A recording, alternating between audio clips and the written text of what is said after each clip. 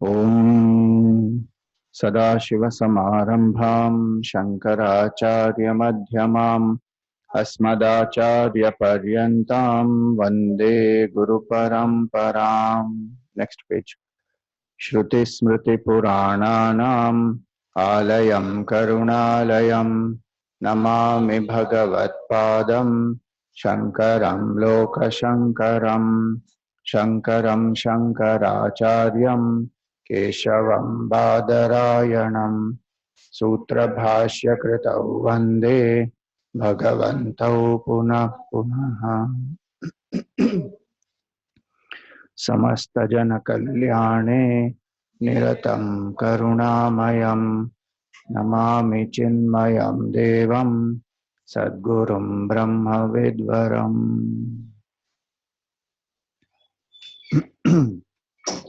Parvatastana Mandale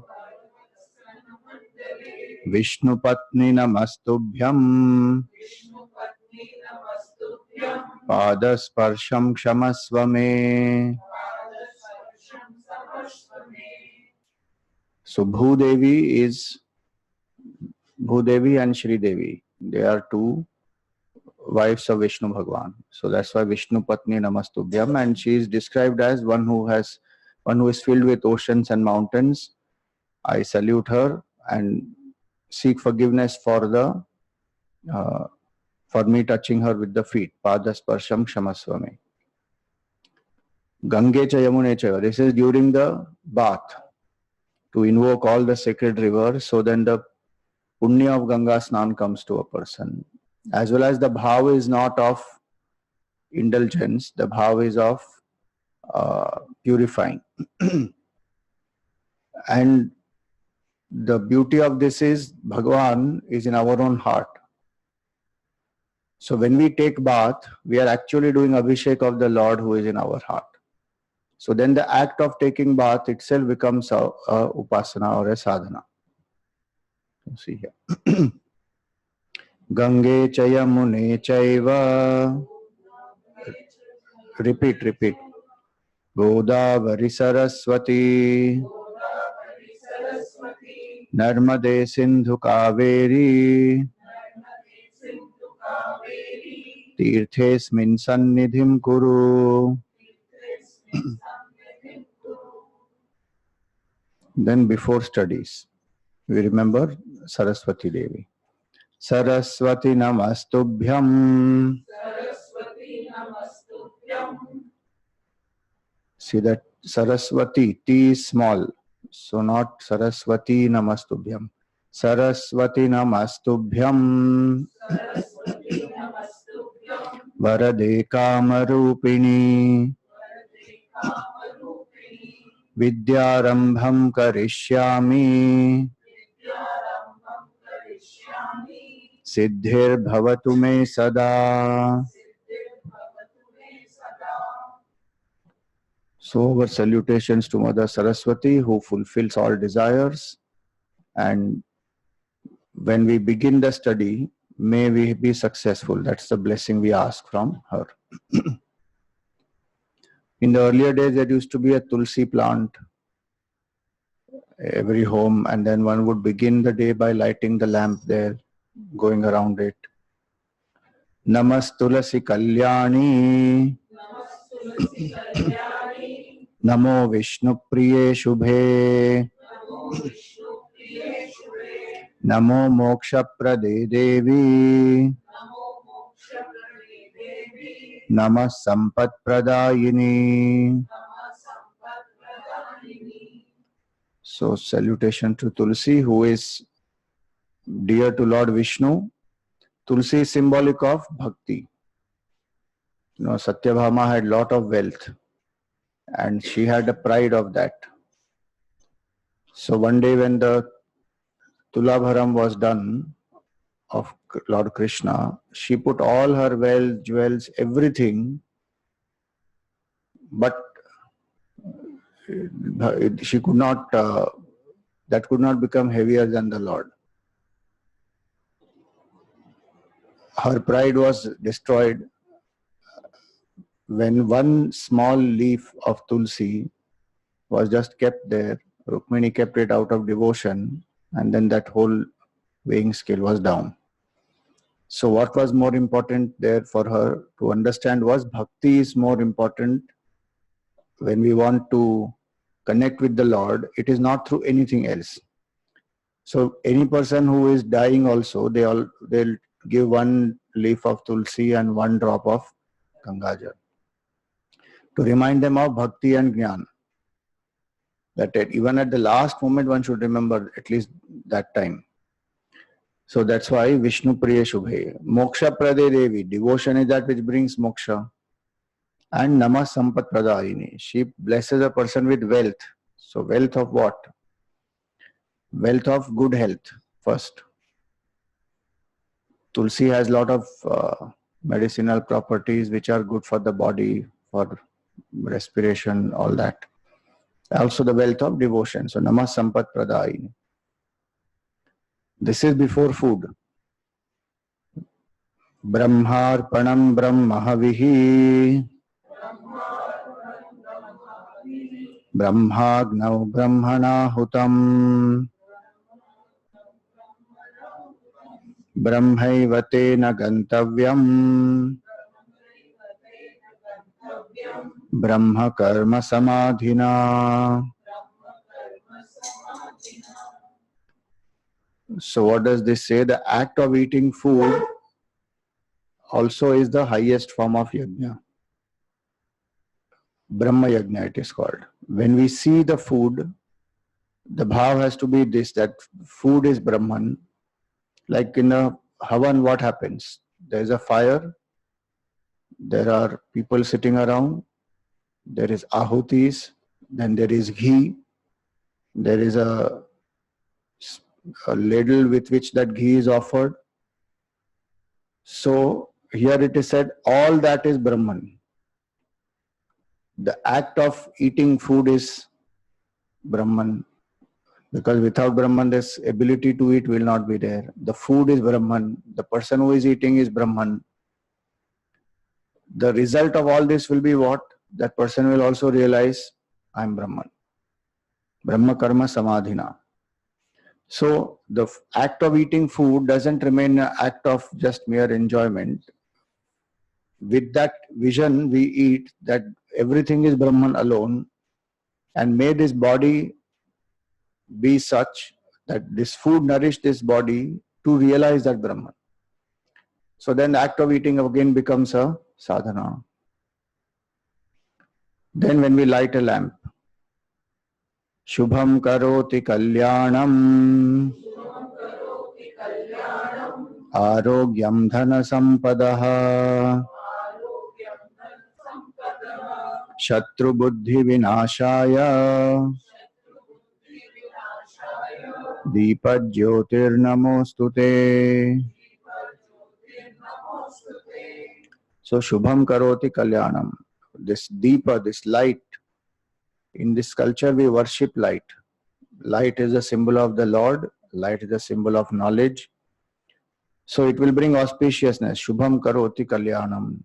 It will bring good health, arogyam, dhana sampada, wealth and prosperity. Shatru buddhi vinashaya. What does that mean? Not that Shatru's buddhi will become destroyed. Many people think like that. Shatru buddhi vinashaya. Our 6 enemies in the mind, they are called inner 6 enemies. Shad ripus they are called. Kama, Krodha, Lobha, Moha, Mada, Matsarya. These 6 have to be destroyed. Knowledge is that which will destroy these 6. So, Shatru Buddhi Vinashaya. Deepat Jyotir Namostute. So, salutations to that lamp of light of knowledge. So, each of these we can apply at the appropriate time. And the idea is to remember the Lord, connect with divinity. At the end of the day, we seek forgiveness from the Lord and then again offer whatever we have done at the feet of the Lord. So, the first one is forgiveness. Knowingly, unknowingly, with all the body, mind, intellect, speech, with actions, whatever I have done, if there is any mistake in that, we are seeking the forgiveness of the Lord. Why? Because the Lord is the ocean of compassion. We can make mistakes, we may have made mistakes, but the Lord is an ocean of compassion and we seek His forgiveness. Karacharana kritam va kayajam karmajam va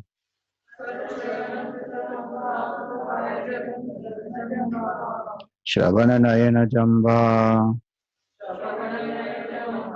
Manasam va paradham Vihitam avihitam va Sarvametat kshamasva Jaya Jaya Karunabdhe Shri Mahadeva Shambho. And the next one is of offering, samarpanam. Whatever we have done, we offer it at the feet of the Lord. Kayena vacha manasendriyairva buddhyatmana va prakrite svabhavat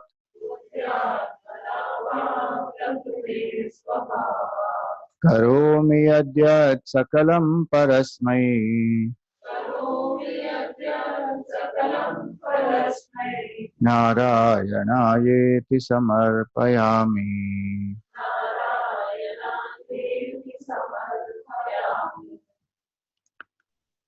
So at the beginning of the day, through the day, and at the end of the day, at all times one can remember the Lord. Now we were doing lesson 10. And we saw 5 sheets. What are the 5 sheets?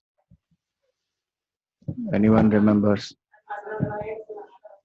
Pranamay, Manomay, Vijnanamay. So it's very important to remember these 5 in the same sequence. Why?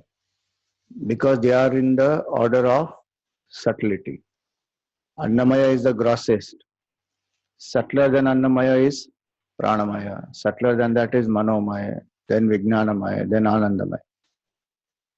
Why they are called subtler? Because the previous sheet, subtlety is measured in terms of pervasiveness. The earlier sheet is gross because it is less pervasive. The next sheet is subtle because it is more pervasive. So all these 5 sheets that we saw, these 5 sheets are also to be understood through the 3 bodies. The same 5 sheets are classified into 3 bodies. Annamaya Kosha is gross body, Sthula Sharir. And this Sthula Sharir is made up of these 5 elements. It is called gross because we are able to see. And it is made up of food, sustained by food, goes back to food. So we had seen about these 3 bodies, and these 3 bodies, the gross body has the 5 senses of the organs, the 5 organs of action, the 5 organs of knowledge, and the rest of the parts of the body. So that is the Sthula Sharir. This Sthula Sharir is experienced by us in which state? Waking state. In the dream and deep sleep it exists, but we don't experience it. So the Atma identified with the waker, with the waking state, with this gross body is called as a waker. And the name of that waker, the generic name of that waker is Vishwa. That has not come yet. The Vishwa Tejas Prajna has not come here yet, but just identify that as a waker. Then the other 3 koshas, Pranamaya, Manomaya, Vijnanamaya, they form the subtle body. This subtle body, so it is called subtle because we are not able to see it with our senses. And this subtle body consists of the 5 pranas. So we have prana, apana, vyana, udana, samana, 5 pranas. Then we have the mind and the intellect, memory, ego, 4. 5 senses of knowledge, which are not these organs, but the ability. So to see, hear, taste, smell, touch. and 5 senses of action. So speaking, movement, grasping, evacuation, reproduction. So what this subtle body has, how many elements? 5 pranas, 5 senses of knowledge, 5 senses of action, mind, intellect, memory, ego. So totally it is 19 items. What are these mind, intellect, memory, ego? This is called antakarana. Mind, intellect, memory, ego. So mind is the seat of emotions. One goes through a lot of fluctuations also. Mind is indecisive also. And a lot of stress the mind goes through because of these two, indecisiveness as well as emotional fluctuations. Intellect is the seat of logic, rationality, objective thinking. Memory is chitta. All the knowledge that we have, the data bank is in that. So before we make a decision, we use this chitta. And then ahankar means the sense of I am doing this. These 4, mana, buddhi, chitta, ahankar, mainly constitutes the antakarana along with the senses and the pranas. Now there was a chart in your book which is on page 5, and that is, you see there is one box, pure consciousness, and there's a triangle. So that pure consciousness is like the outer space, and this, let us say this room is like this triangle. So once this room is built, there is a division of inner space and outer space. In the same way, this man, buddhi, chitta, ahankar is like a division. Atma, which is infinite, appears to be conditioned as long as I'm identified with this. So that's why you see conditioned consciousness is written inside. So man, buddhi, chitta. So mind, seat of emotions, intellect uh, is the seat of knowledge, and ego, ahankar. This creates the sense of finite jiva bhav, that I am Mr. So and so. Forgetting my infinite nature, I become identified with one body, limited now. And they also have given how each path, karma yoga helps to reduce our ahankar, jnana yoga helps to reduce the identification with the buddhi, and bhakti yoga helps to reduce identification with the mind. So when we practice the 3 yogas, the sense of identification with these 3, mana, buddhi and ahankar, it will reduce, and this triangle which is there, that boundary will disappear. Don't worry about the body saying, this body will disappear, what will happen? No, the false identification with this, that I am this, that will go away. Suppose I somehow come to identify that I am the laptop. Now whatever happens to the laptop happens to me.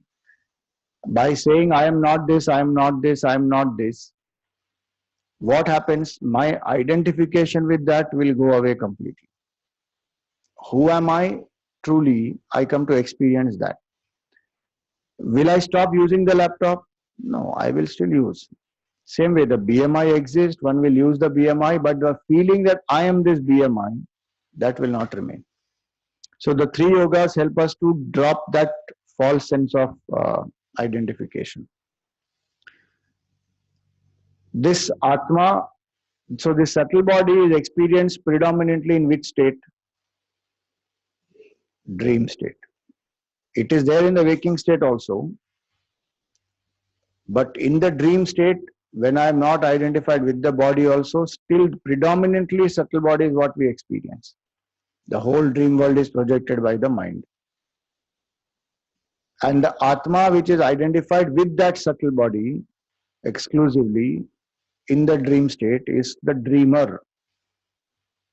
Who is the dreamer? The technical name for the dreamer is Tejas. Now, why are we learning this? The waker is separate entity, the dreamer is a separate entity.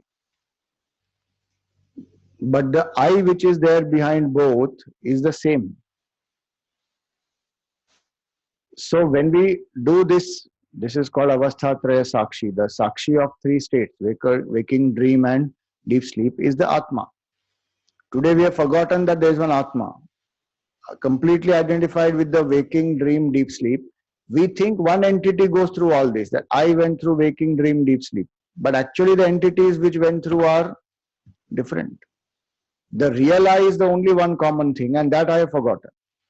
So that's the confusion. So four koshas we saw.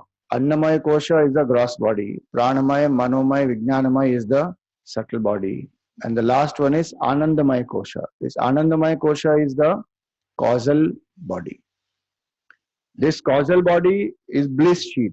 And what is this causal body? Causal body is ignorance of the self and vasanas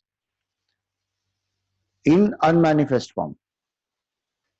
Like the entire seed is there in the tree, in the entire tree is there in the seed, in the unmanifest form. In that way, the vasanas are there in the unmanifest form in the causal body, and then they will manifest as desires in the intellect, thoughts in the mind, and actions at the body level. So being the cause of subtle body as well as the gross body, this is called as the causal body. That is vasana part. The ignorance part is not knowing who am I, is the ignorance part of the causal body, and that is the cause of vasanas and the further bodies. Hence, this is the causal body, and this is identified with this one. Where does one experience this causal body exclusively? In the deep sleep. I am not aware of anything. So in the deep sleep, what does one? So in the deep sleep, one doesn't know, but when one comes out of it, what is the experience? I knew nothing. I slept like a log. So that state is the state of deep sleep, and Atma identified with this deep sleep is the deep sleeper, and that technical name for it is Prajna. So Vishwa, Tejas and Prajna. Identified with each of these states, Atma only takes up these roles. There is no other entity. But we have forgotten that we are that Atma. It's like an actor who has forgotten that I am this actor and I am only playing this role. The one who has become fully identified with the role has forgotten the real status.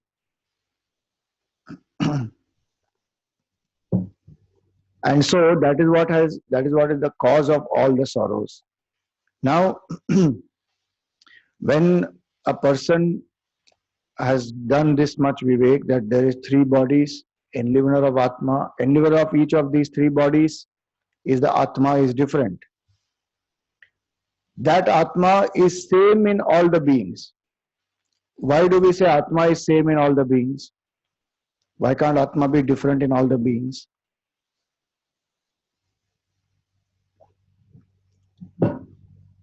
Can Atma not be different in each being? Our body, mind, intellect is different. Atma also is different. Why can't we say that?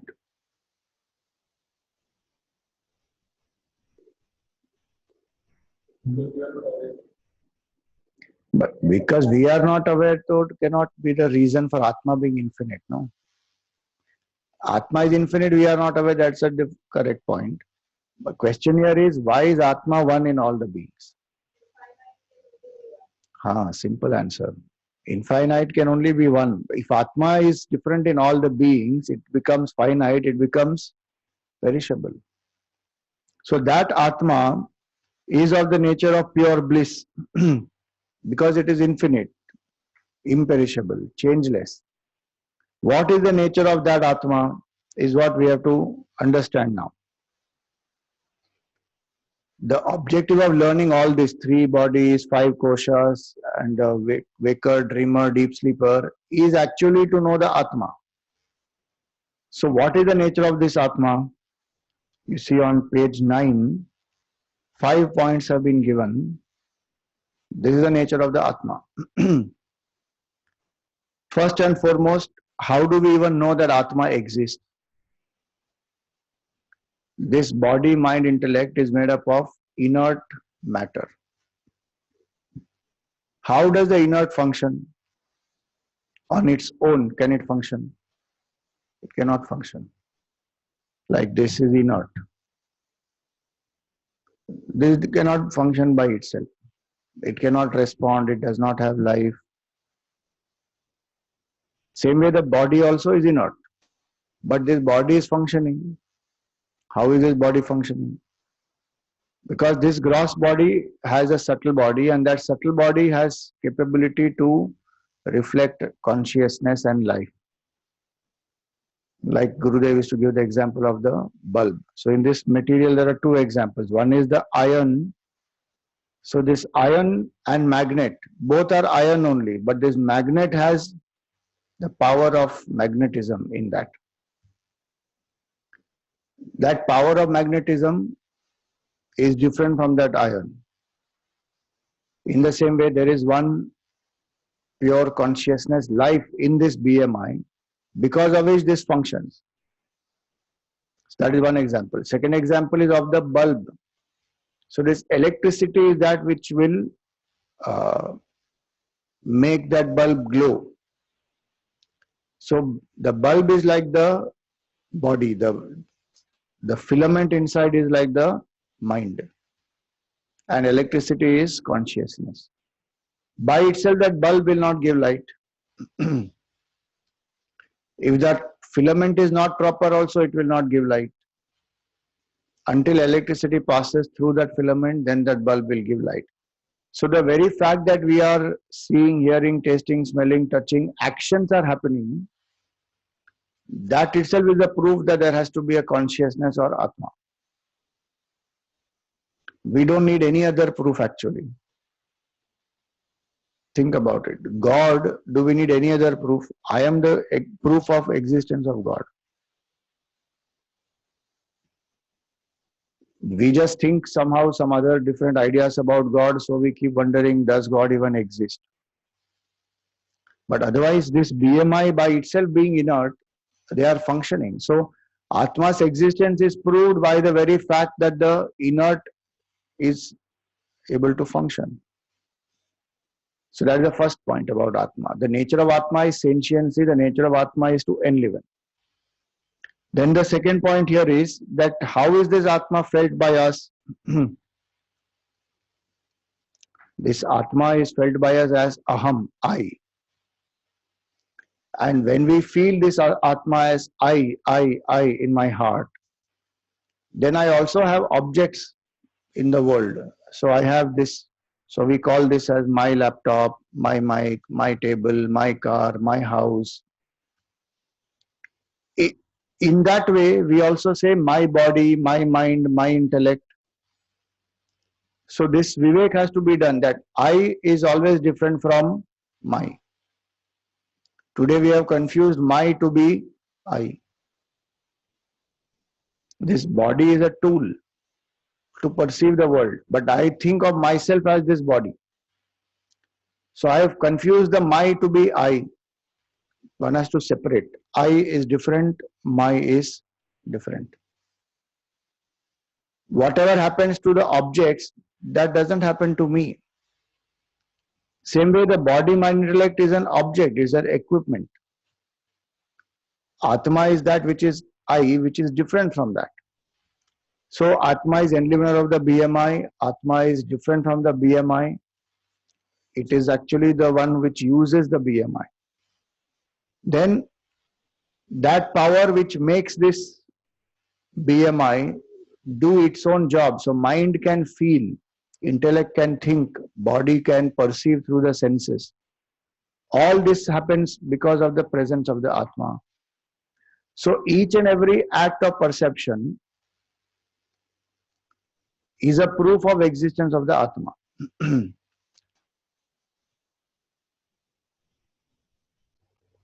Then the fourth point about the nature of the Atma is It is this Atma only which is manifesting as the waker, dreamer, deep sleeper. If the Atma does not identify with the BMI will not go through waking, dream, deep sleep states. And if it doesn't go through those states, the waker, dreamer, deep sleeper doesn't exist. But we see the waker, dreamer, deep sleeper existing.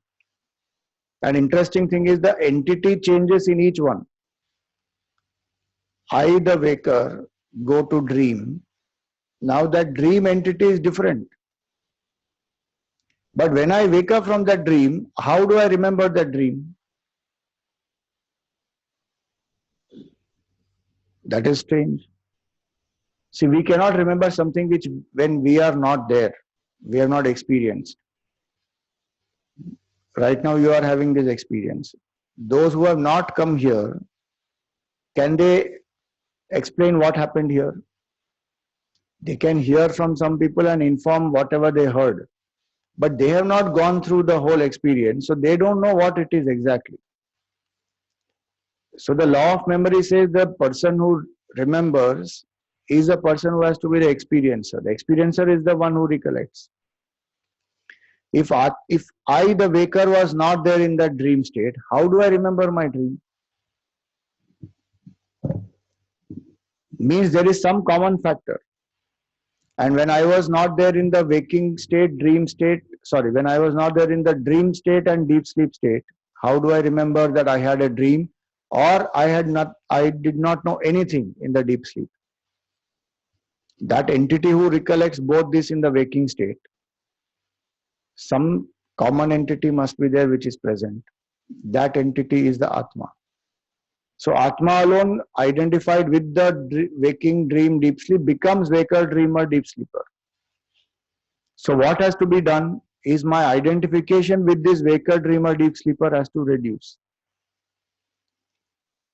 And identification with Atma has to increase, that I am that Atma playing these three roles. So not only do I have roles in the waking state, but I am also playing the role of dreamer and deep sleeper.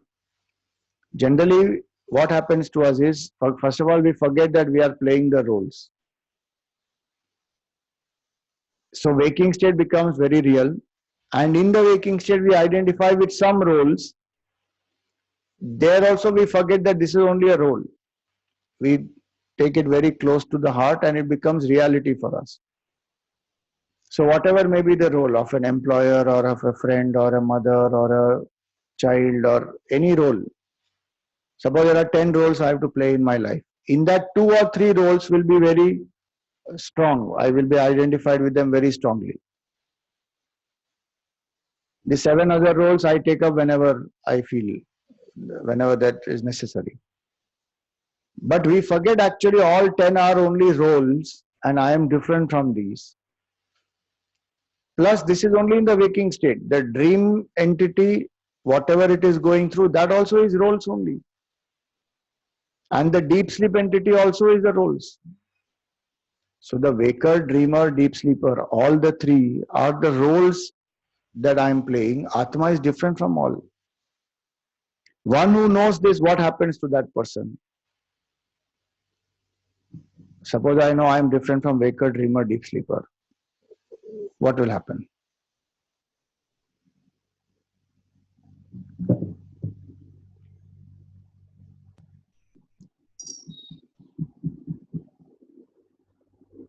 Any change will happen? Okay, waker, dreamer, deep sleeper is different from me. So,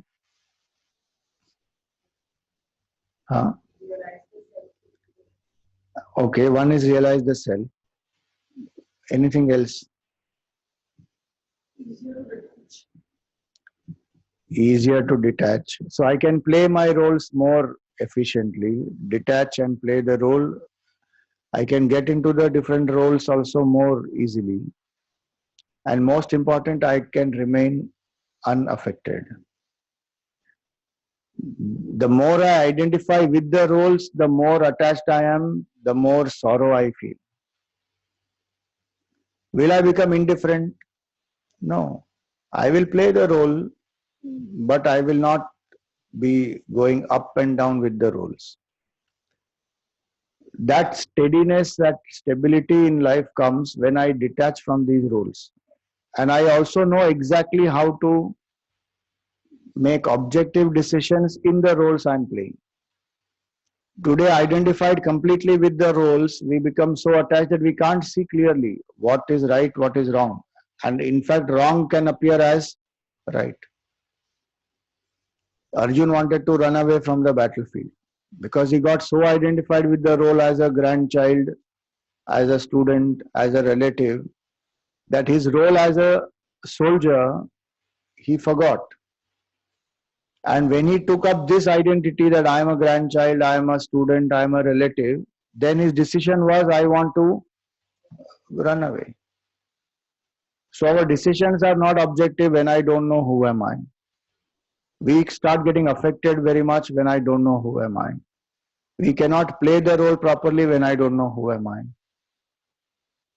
And shifting between the roles becomes very difficult. One gets identified with one, then to leave that and go into another becomes very challenging. One who knows that I am not these roles at all, I am the Atma, can shift easily. Like the actor, simplest example is the actor who knows he is the actor and not the role. That actor can take up as many diverse roles as possible. In one day, the actor may shoot for 3 different films, 3 different roles. Why? Because the actor knows I am not the role.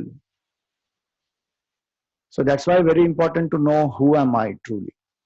So this is that fourth point. And the fifth point is Atma is that which is changeless. In me, there is that changeless factor which observes all the changes. Body, mind, intellect. So every 7 years, the whole body is changed. How strange is that? All the cells in the body are replaced. Meaning every 7 years, I have a completely new body. But lucky, the face and everything remains the same. Otherwise, confusion will happen. But there is one witness in me which witnesses all these changes. Today I'm identified with the body, so I feel body is young, I am young, body is old, I am old, body has wrinkles, I have wrinkles. But I am the Sakshi which has seen the birth of the body also, which is seeing the changes in the body and which will see the death of the body also. Which means with the death of the body, I will not die. That imperishable, changeless entity I am. Same with the mind also. Thoughts will come and go. Emotions will come and go. I am the witness who sees all these coming, going. So I am completely different. How strange is that? We want supreme permanent peace, but we are identified with that which is changing. That which is changeless is the abode of that peace. So this is the nature of this Atma, the 5 points of this Atma. This we should know properly. Because what is the Atma is the true I. So now this is the BMI chart that all of you know about. Gurudev made this chart to explain to us this very fact about the difference between the equipment and the Atma. So from the Vasana to the object, emotions and thoughts, this entire realm is the realm of the finite changing realm. Body, mind, intellect, what are they? They are our equipment of experience. With the body we perceive, with the mind we feel, with the intellect we think. This body, mind, intellect by themselves are inert. But how do they become sentient? When this Om, which is the Atma, enlivens it.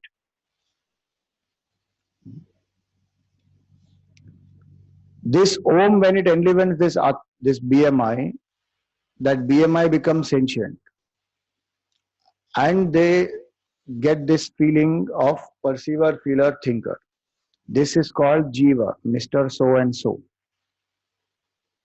This perceiver, feeler and thinker is the experiencer.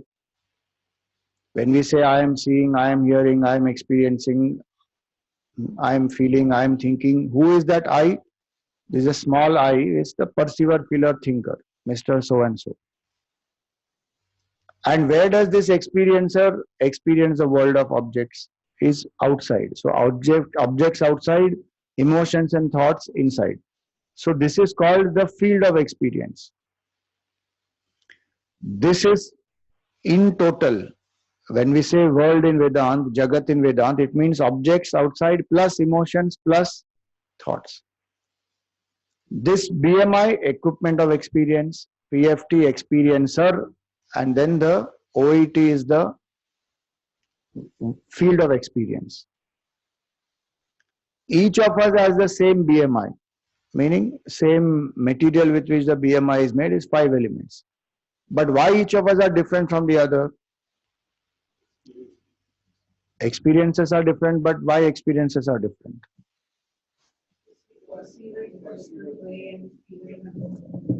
Okay, so we perceive differently, feel differently. Why we perceive and feel differently? Because of vasanas. Vasanas are different in each one. And how these vasanas are collected? Through so many past lives, I already collected these vasanas.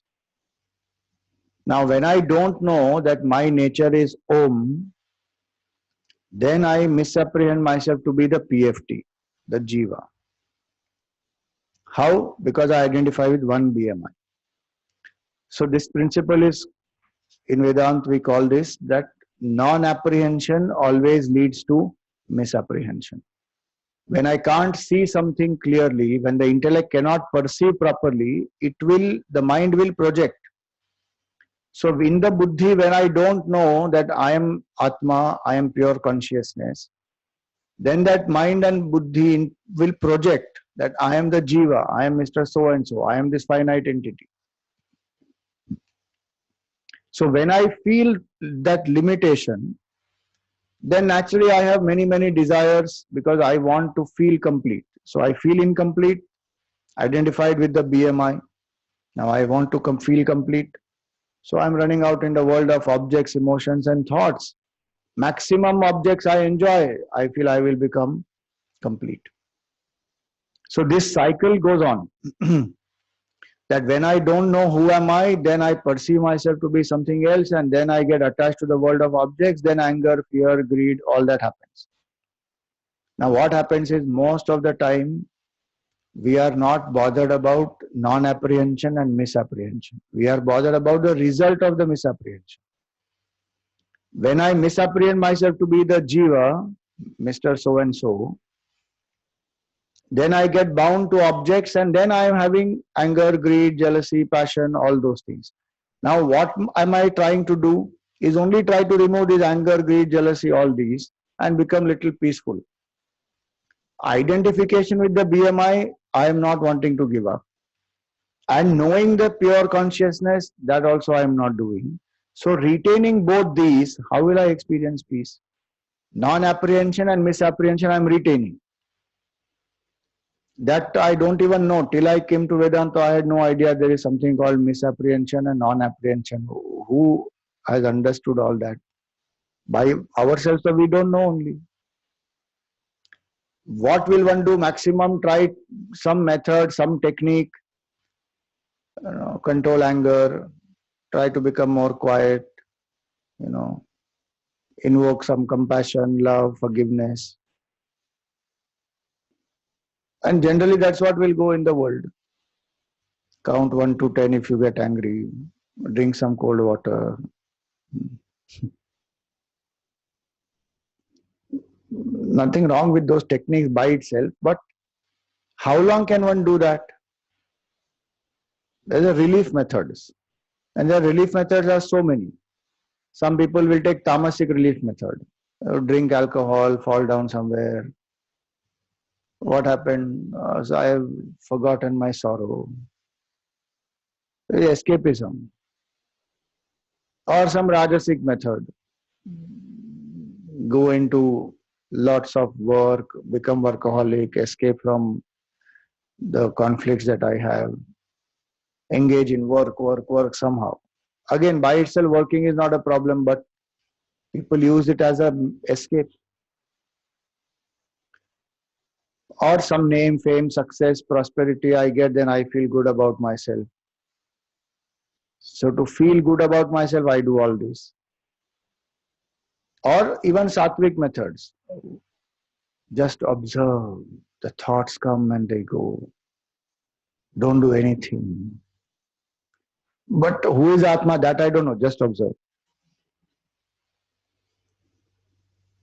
Or even one holds on to a crutch in the form of religion, festival celebration, or any other sattvic forms of entertainment, music, dance, many of that.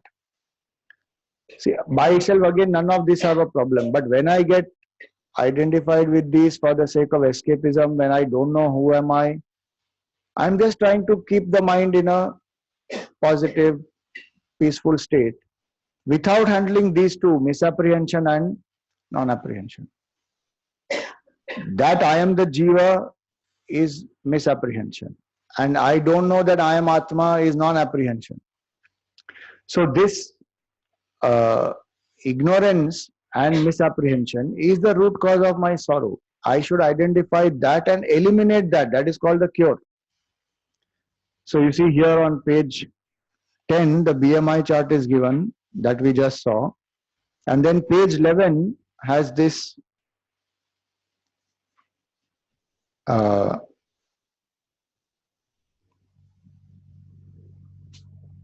three bodies given here. If you see these 5 aspects, what are these 5? 1, 2, 3, 4, 5. These are the 5 koshas. They're not written inside it, but if you want to write, you can write. The grossest outside is Annamaya kosha. You see, gross body it is, right? Then subtle body, so Pranamaya, Manomaya, Vijnanamaya.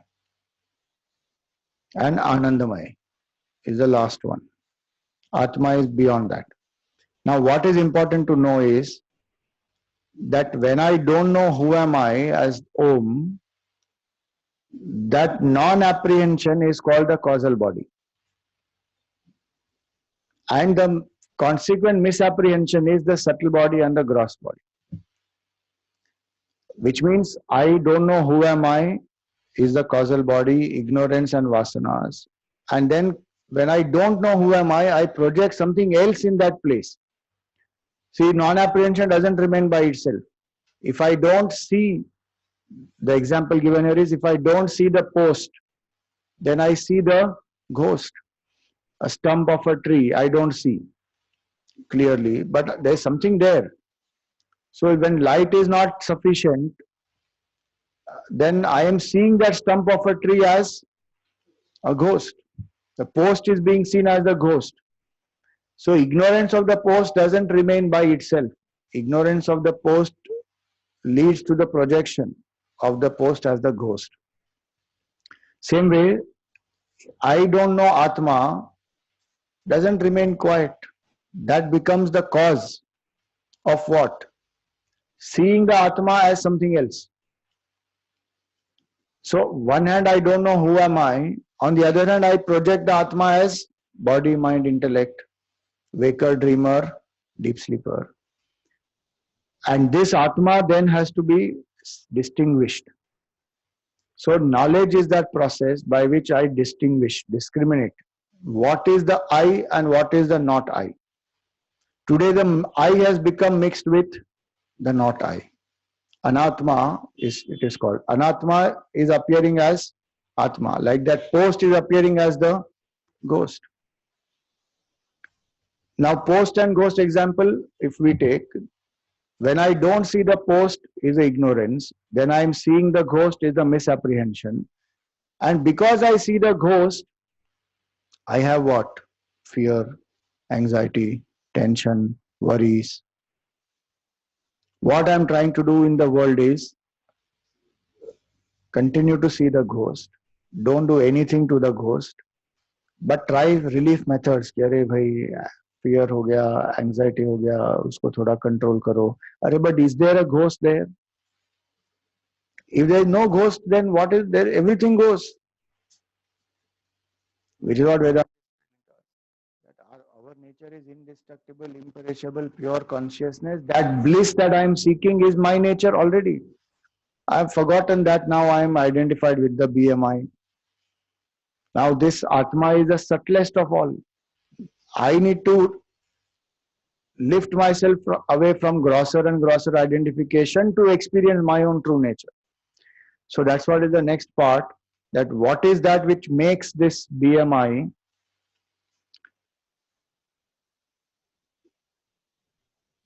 bind us? It is vasanas.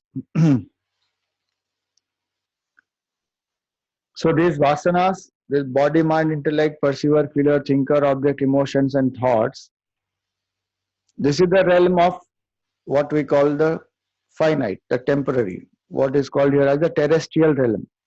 And Om is the transcendental realm. What I need to do is, from this realm of terrestrial, I need to identify with that which is transcendental. How will I identify?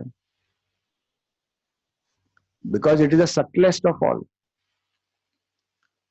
Language is where is the medium by which we at least understand this idea that there is something terrestrial and there is something transcendental. So the language also has to be refined to explain that which is transcendental. And that's what Gurudev is saying here, that we need to use a special form of language which has the depth, which has the ability to tune up our mind to that supreme. Like the gross objects are easy to describe. Suppose we have to describe this mic. Very easy. How will you describe this mic?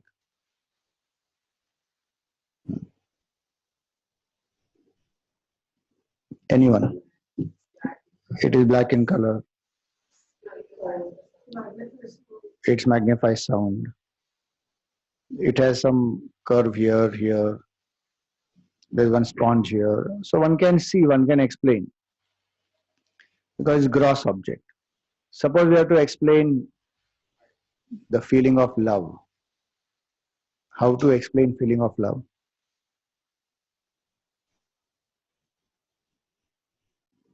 In words, I have to explain to somebody. Even if you say, I love you, will that word explain the feeling of love that we have? That person will say, show. Or if they ask you, how much you love me, what can you say? You ask children, how much you love? They say, this much. Small children will say. But you cannot explain the feeling. You can express outside in some ways, but that person has to feel, then only it makes sense. Otherwise, it's not possible. Suppose you say, still subtler is an idea. Emotions, so objects, then emotion, then an idea. So you want to explain some project to a person. You know, some 30 years back, if somebody explained the concept of cell phone and how people would communicate, will anybody understand? They say, what are you talking? Subtle idea, no, can't understand. Wireless communication, they won't understand how. Subtlest of them is Atma, beyond body, mind, intellect, what exists. How to explain that? Language has to be refined, plus our buddhi must be ready to think in that direction. Then only one can realize. So which is that language? Sanskrit is that language. Sanskrit means will, which is well refined. Samyak kritam, it is Sanskritam. And please don't say Sanskrit. It is not Sanskrit. Sanskrit professors today are calling it as Sanskrit. How is it Sanskrit?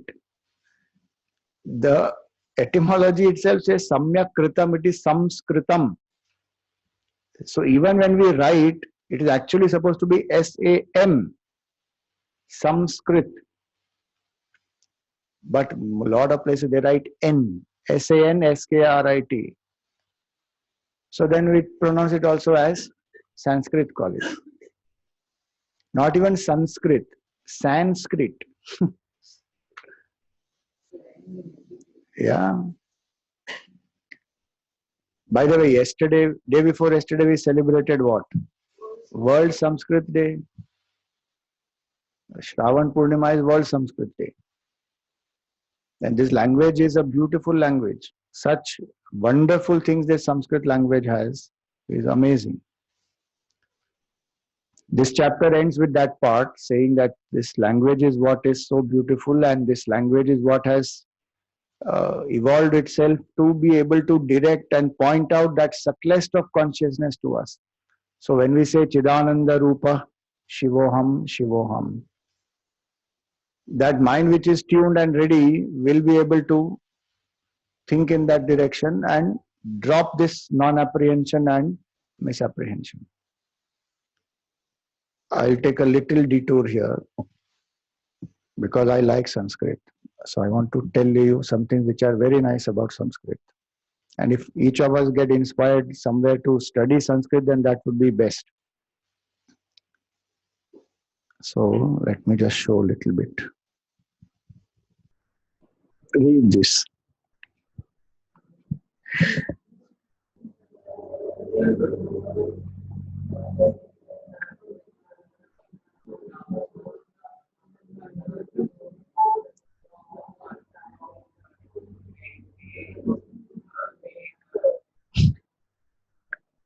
What is the speciality of this verse? Only na. In consonants, only na, and then last one is ta. That's all. Mostly it is na, fully na, and vowels are there. You should chant it nicely, you see. Repeat after me. Nano, nanun, no, nunne, no. Nana, nana, nana, nanu. Nunno, nunno, nanunne, no. Nane, nanun, nanun, nanuta. Does this have any meaning? This is the meaning.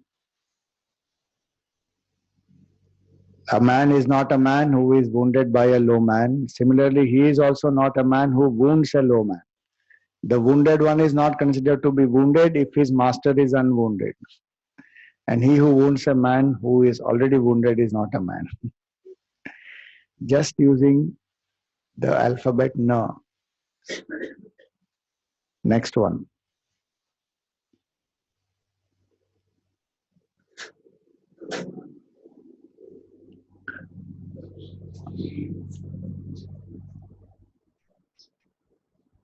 What is the beauty of this? Full alphabets are in the sequence. So you can read, again repeat. Kakha Gaughanga Chichauja Jhangnyo Tauthi Dadandhanaha Tatho Dadhin Pafarbabhihi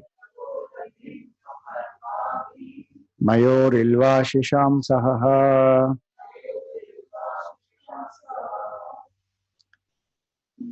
This is alphabets arranged in the same sequence, but see the meaning of this. So we can even remember. So one who has to train oneself properly, na, in the small children also, their pronunciation, phonetics, one can make them read this because all the subtle variations will come in this, like da, dhan, dhana, shi, sham, saha, all that. What is the meaning of this? See, such a nice meaning it has. Who is he? The lover of birds, pure in intelligence, expert in stealing the strength of others, leader among the destroyer of the enemies, the steadfast, the fearless, the one who filled the ocean. He is King Maya, the repository of the blessings that can destroy the foes. Such a beautiful language this is. Mayor Ilva Shisham Saha. So Maya, King Maya. One can split like that. One will know the whole So this language is so beautiful, refined to such an extent it is. And that's why the beauty of this language. What is this?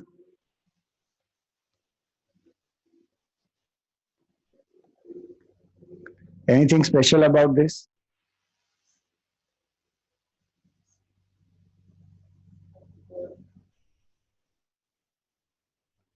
Hmm?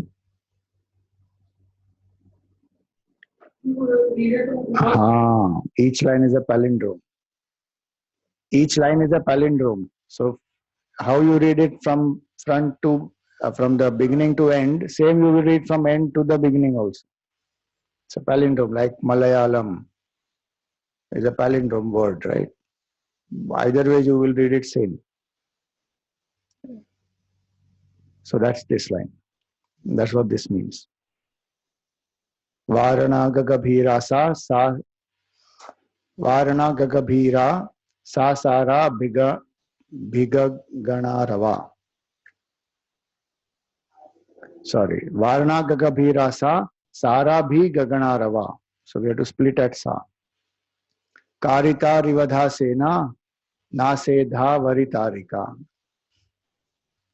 There's a beauty of this language.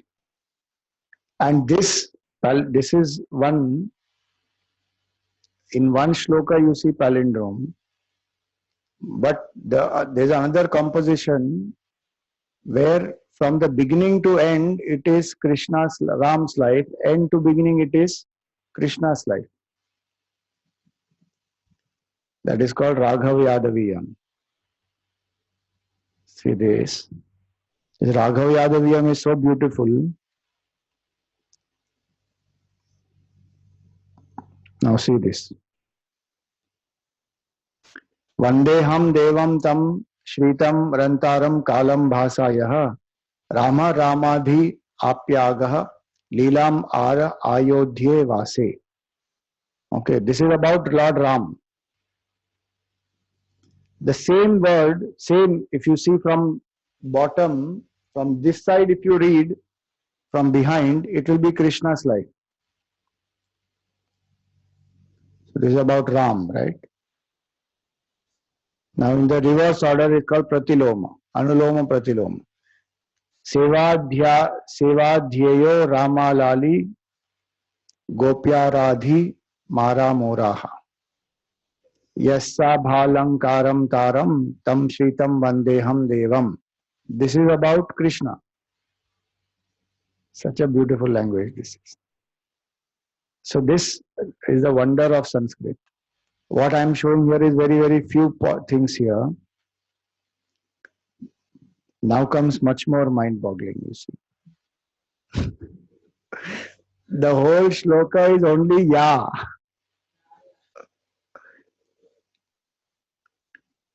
There is nothing but Ya in this shloka. Ya, ya, ya, ya, ya, ya, ya, ya, ya, ya, ya. But you see the way it is split. Ya, ya, ya, aya, aya, aya. And the meaning of this whole shloka is this. Because the Sanskrit vocabulary is like that.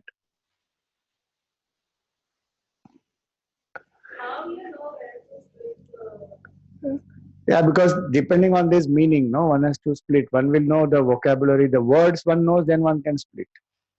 So Amara Kosha and these kind of books, they have a lot of, for the same word, different meanings will be there.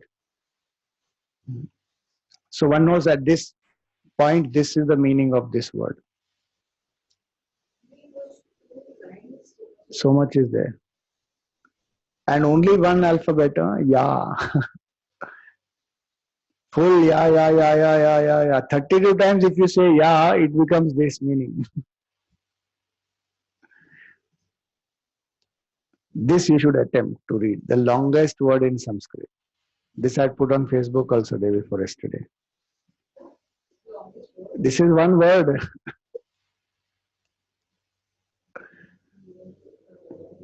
Try reading. Nirantarandha Karita Digantara Kandaladamanda Sudharasa Bindu Sandratara Ghana Vrinda Sandehakara Syandamana, Makaranda Bindu, Bandhuratara, Makanda Taru, Kulatalpa, Talpa, Mridula, Sikata, Jala, Jatila, Moolam, Tala, Maruvaka, Miladalaghu, Laghu, Laya, Kalita, Ramaniya, Paniya, Shalika, Balika, Kararavinda, Galantika, Galadela, Lavanga, Patala, Ghanasara, Kasturika, Kasturikati Saurabha, Medura, Laghutara, Madhura, Shitalatara, Saliladhara, Nirakarishnu, Tadiya, Vimala, Vilochana, Mayukha, Rekha Pasarita, Pipayasa, Pathika Lokan. This is one word. This is what it means. In it, the distress caused by thirst to travelers was alleviated by clusters of rays of the bright eyes of the girls.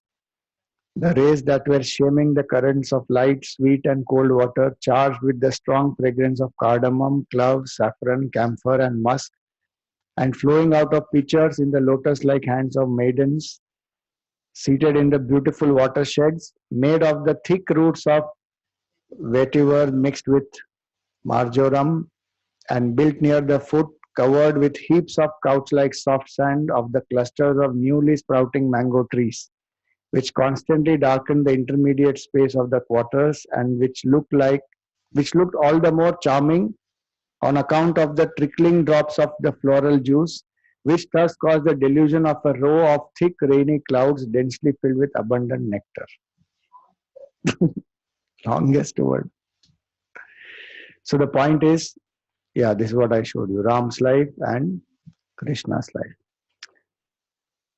This is the beauty of this language, and how they have used this language to indicate that which is indescribable, which is beyond the body, mind, and intellect.